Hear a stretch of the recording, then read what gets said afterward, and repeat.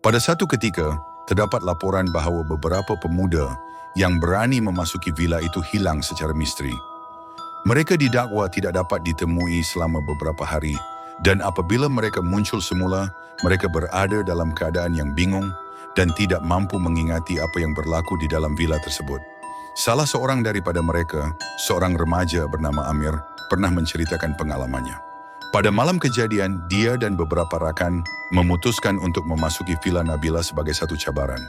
Mereka meredah semak dan melangkah masuk ke dalam bangunan tersebut melalui pintu belakang yang terbuka sedikit. Di dalam mereka mendapati suasana sangat suram. Bau hapak memenuhi ruang dan dinding-dinding rumah penuh dengan grafiti dan cat yang terkelupas. Amir dan rakan-rakannya menjelajah setiap bilik di vila itu sambil bergurau senda dan mengambil gambar.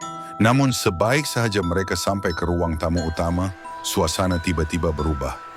Amir merasakan suhu di dalam bilik itu menjadi sangat sejuk dan dia dapat mendengar suara halus yang berbisik-bisik di telinganya, walaupun tiada siapa di sekelilingnya.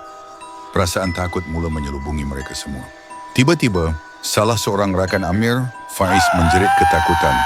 Dia mendakwa melihat seorang gadis dengan pakaian putih berdiri di penjuru bilik, memerhatikan mereka dengan mata yang penuh kebencian.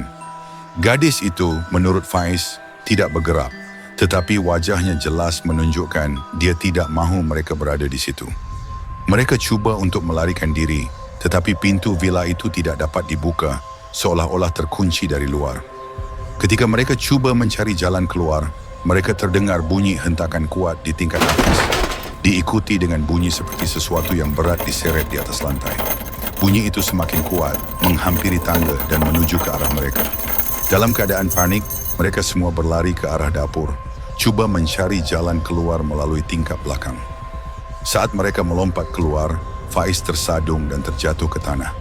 Ketika dia bangun, dia melihat kembali ke arah vila dan mendapati gadis yang sama kini berdiri di pintu belakang, merenung mereka dengan senyuman yang mengerikan.